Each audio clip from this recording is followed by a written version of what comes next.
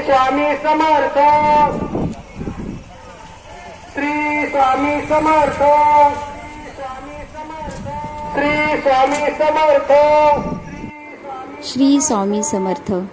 आज हम आए हैं श्री स्वामी समर्थ देवस्थान रांधे माळवड़ी गांव में। ये तालुका पारनेर जिला अहिल्यानगर में है। यहाँ हर गुरुवार को महाआरती और महाप्रसाद रखा जाता है। ये मंदिर बहुत ही बड़ा और मन को भा लेता है। यहाँ हर गुरुवार को एक खास बात यानी लकी ड्रॉ होता है, जिसमें अलग अलग पारितोषिक रखा जाता है, जैसे विनीसा मोबाइल शॉपी से महाप्रसाद और मंत्र सेवा, तुलसी साड़ी अलकुटी से साड़ी, उज्जवल वस्त्रालय से घड़ियाल, श्री अतुल माने इनसे ड्रेस मटेरियल, श्री प्रकाश जुन्नरकर इनसे स्वामी जी की फोटो फ्रेम आदि तरह के लकी ड्रॉ रखा जाता है। ऐसे ही बहुत सारे लोग हैं जो हर तरीके से यहाँ सेवा देते रहते हैं।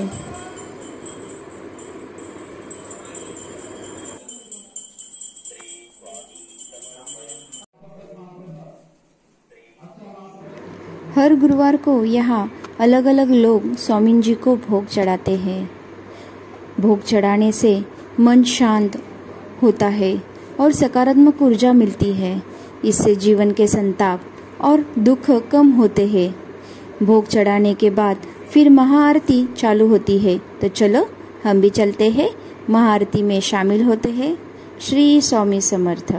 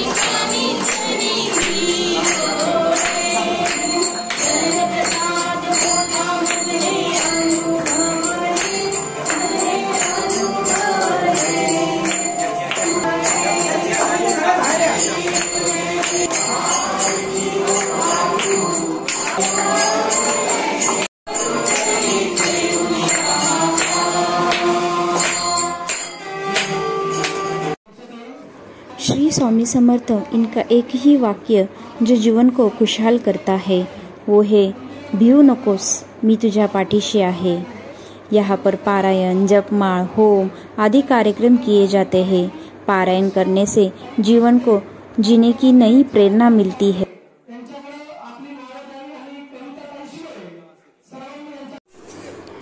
महाआरती होने के बाद सब लोग महाप्रसाद का लाभ लेते हैं और इस महाप्रसाद के साथ हर गुरुवार या कोई भी कार्यक्रम हो तो यहाँ पानी का जार श्री गुरु घोलक इनके पास से होता है।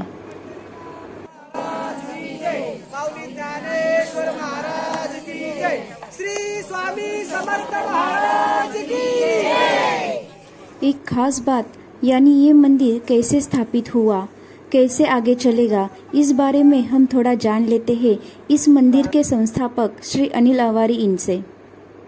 अनिल अवारी श्री स्वामी समर्थ देवस्थान रांधे माळवडी या देवस्थानचा संस्थापक नाही म्हणता येणार, कारण पूर्ण ब्रह्मांडाचे संस्थापक श्री स्वामी समर्थ महाराज आहेत।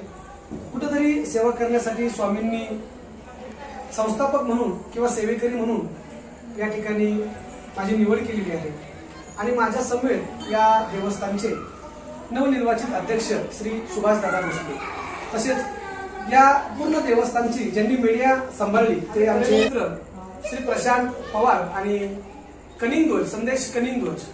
खरं तर हे देवस्थान गेल्या 2 वर्षापूर्वीपासून या देवस्थानचं काम सुरू होतं. स्वप्न पाहिलं होतं 9 वर्षापूर्वी. 9 वर्षापूर्वी या ठिकाणी अक्कलकोटला जाण्याचा मला माझा मित्र स्वर्गवासी मंगेश पापाळे तसेच स्वर्गवासी लहू झिंजाळ या मित्रांसमवेत अक्कलकोटला गेलो. तिथून आलो. अनेक गोष्टींवर या ठिकाणी पडदा जर टाकला तर माझी लाईफ ही पूर्ण अंधारामध्ये झोपली गेलेली होती आणि कुठेतरी प्रकाश दिसला तो चरणी. खरं तर स्वामी समर्थ महाराजांची सेवा ही गेल्या 9 वर्षापासून मी करतोय आणि एक दिवस नकळत एका रात्री असं काहीतरी घडलं तर दुसऱ्या दिवशी उठून ज्या वेळेस मी या पृथ्वी तलावर पुनर्जन्म घेतलाय असा भास मला झाला. ती रात्र म्हणजे काळ रात्र होती माझ्यासाठी. मी साक्षात मृत्यूलाही मागे सोडून दुसऱ्या दिवशी या ठिकाणी ज्यावेळेस उठलो तर मी जिवंत आहे हा भास मला झाला. आणि त्यानंतर आपल्याला हे देवस्थान या ठिकाणी उभं करायचंय असं कुठंतरी मनाशी गाठ बांधली. आणि हे देवस्थान उभं करण्यासाठी जे बॅकग्राऊंड पाहिजे होतं, म्हणजे बघा एखादं सामाजिक धार्मिक काम करायचं असेल तर तुमचं चरित्र खूप चांगलं लागतं, परंतु मला समाजामध्ये गुंड प्रवृत्तीचा हा वेगळ्या चरित्राचा अशा प्रकारे माझी प्रतिमा समाजामध्ये होती. खरं तर मी वाईट कधी केलंच नाही कोणाचं, गोरगरिबांचं तर नाहीच नाही. चांगल्याला चांगलं म्हणण्याची शिक्षा मला भेटत होती म्हणून मी समाजासाठी वाईट होतो या ठिकाणी. परंतु त्यातूनही मार्ग काढत समाजाने जर मी खरंच वाईट असलो असतो तर हे मंदिर हे देवस्थान उभं करण्यासाठी स्वामींनी माझी निवड केली असती का, हा पहिला मुद्दा आहे. दुसरा मुद्दा असा आहे की ज्या वेळेस समाजामध्ये अनेक सार्वजनिक कार्यक्रम चालू होते, सार्वजनिक कामं चालू होती, त्यात कुठेतरी हे मंदिर उभं करायचं मी ठरवलं होतं. आणि त्यातून 0 बँक बॅलन्स असताना या ठिकाणी गेल्या 2 वर्षापूर्वी या मंदिराची सुरुवात झाली उभारणीची. पहिली वीट रोवली गेली ती समाजाच्या साक्षीनं एकही रुपया खिशात नसताना अवघं विश्व 1 एकर मध्ये जे निर्माण झालंय ते फक्त आणि फक्त श्री स्वामी समर्थ महाराजांच्या सेवेकऱ्यांमुळे. या सेवेकऱ्यांनी भरभरून या ठिकाणी दिलं. सुरुवातीला 500 रुपयाच्या देणगीसाठी 10 वेळा फोन करावा लागत होता. आता सध्या 12 तोळ्याचा सोन्याचा हार स्वामींना जे येतोय अर्पण होतोय तो थांबवलाय मी. लोक भरभरून देत आहेत पण मी थांबवलंय आता, कारण ट्रस्ट होणं महत्वाचं आहे. की ट्रस्टचं नियोजन चालू आहे. या ठिकाणी कंपाऊंड वॉल, सिक्युरिटी कॅमेरा सर्व काही प्रॉपर झाल्याच्या नंतर तिथून पुढे आपण हे स्वीकारायला चालू करणार आहोत. कुठेतरी वैयक्तिक एकाचा या ठिकाणी मार्गदर्शन असण्यापेक्षा अनेक समूहाचं मार्गदर्शन असणं खूप गरजेचं आहे. आणि यातूनच आम्ही सर्वजण हे देवस्थान महाराष्ट्राच्या कानाकोपऱ्यामध्ये कसं पोहोचेल याची नक्कीच आम्ही इथून पुढे काळजी घेऊ. खरं तर अक्कलकोटचे जे श्री स्वामी समर्थ महाराजांचं मंदिर आहे तिथील महंत किंवा त्या ट्रस्टचे अध्यक्ष सन्मान्य श्री इंगळे साहेब यांनी आमच्या कार्याची दखल घेऊन आम्हाला अक्कलकोटला बोलवून त्या ठिकाणी श्री सौभाग्यवती सोनल आवारी, अनिल आवारी, त्याचप्रमाणे सौ अश्विनीताई झिंजाळ आणि श्री सचिन झिंजाळ या सर्वांचा आमचा त्या ठिकाणी सन्मान केला. या कार्याची दखल घेतल्याबद्दल अक्कलकोट देवस्थानच्या ट्रस्टचाही मी या ठिकाणी मनपूर्वक आभार व्यक्त करतो.